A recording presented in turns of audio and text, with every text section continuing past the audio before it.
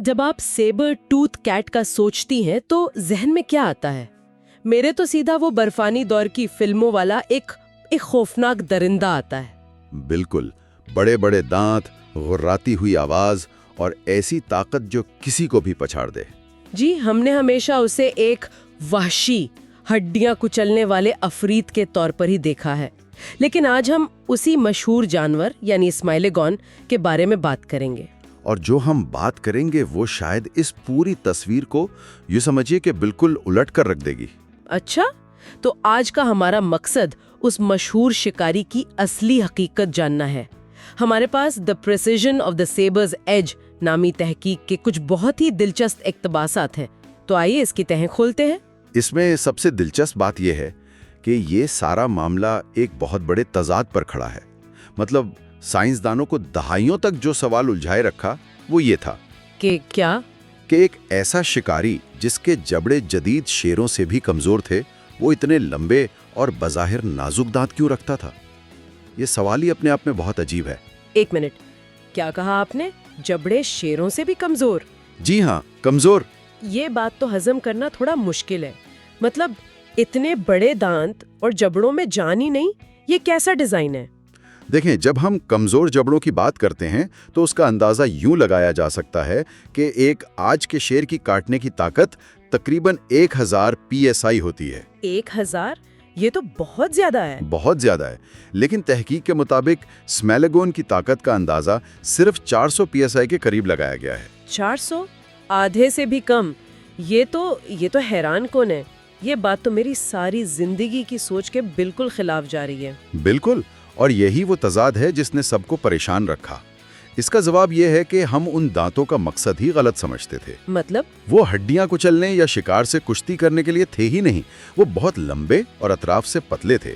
यानी अगर शिकार थोड़ी सी भी जिद्दोजहद करता या दांत किसी हड्डी से टकरा जाते तो वो टूट सकते थे। आसानी से टूट सकते थे।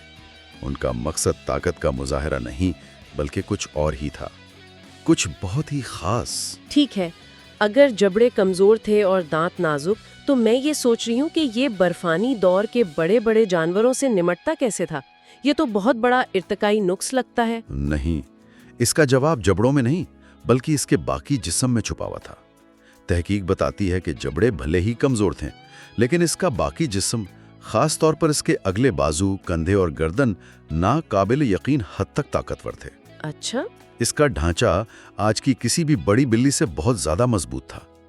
इसे एक भागने वाले एथलीट के बजाय एक पावर लिफ्टर समझे। यहाँ से बात असल में दिलचस्प हो रही है। तो ये एक बिल्ली से ज्यादा एक तरह का रेसलर था। बिल्कुल सही तशबीह है। जरा सोचें, वो अपने शिकार पर घात लगाता, लेकिन काटने के बजाय वो अपने भारी भरकम और फट्ठों से भरपूर बाजू इस्तेमाल करता, उसे पकड़ता, जमीन पर गिराता और अपने वजन से बेबस कर देता। आपने बिल्कुल सही मंजर कशी की है। माखिज में इसकी बेपनाह बाजुओं की ताकत का खास जिक्र है। इसके बाजुओं की हड्डियां आज के शेरों से कहीं ज्यादा मोटी और मजबूत थीं, जिन पर बड़े पट्ठों के जुड़ने के निशानात वाजे हैं। तो असल लड़ाई दांतों से नहीं बल्कि जिस्मानी ताकत, वजन और गिरफ्त से लड़ी जाती थी। वो शिकार को जमीन पर गिराकर उस वक्त तक काबू में रखता था जब तक वो बिल्कुल साकित ना हो जाए। लेकिन इतने बड़े जानवर जैसे एक बाइसन या मैमथ, उन्हें अकेले काबू करना तो फिर भी नामुमकिन लगता है। बाजू कितने ही ताकतवर क्यों ना हो, क्या उससे उनके समाजी रवैये का कुछ अंदाजा होता है? ये एक बेहतरीन सवाल है और इसका जवाब हमें लॉस एंजलिस की ला ब्राया tar pits से मिलता है, जहां हजारों स्मेलोडॉन के फॉसिल्स मिले हैं। अच्छा, इन गढ़ों से क्या पता चलता है? वहां अक्सर एक ही जगह पर फंसे हुए बड़े शिकार जैसे मैमथ के साथ दर्जनों स्मेलोडॉन के फॉसिल्स मिले हैं। इससे ये नजरिया सामने आता है कि शायद वो ग्रोहों में शिकार करते थे। मतलब एक टीम की तरह? जी, तसव्वुर करें कि एक मैमथ टार में फंस गया है और उसकी आवाजें शिकारियों को खींच रही हैं। एक ग्रोह मिलकर ही इतने बड़े जानवर को काबू कर सकता था, जो अकेले जानवर के लिए नामुमकिन होता। ये तो पूरी कहानी ही बदल देता है।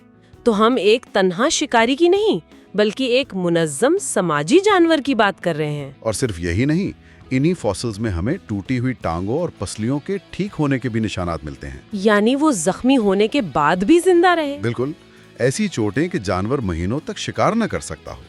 इसका मतलब है कि ग्रोह के दूसरे अफराद शायद उसे खिलाते थे और उसकी हिफाजत करते थे। वाह, तो ये एक वहशी दरिंदे से बढ़कर एक ऐसा जानवर था जो अपने जख्मी साथियों का ख्याल भी रखता था।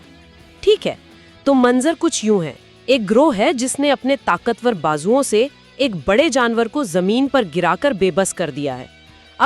अब इन मशहूर दांतों का क्या काम? अब आता है कहानी का सबसे अहम और दिलचस्प हिस्सा।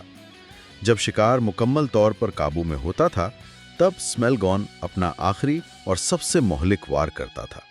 यहीं पर वो तशबीह आती है जो माखज़ में इस्तेमाल की गई है।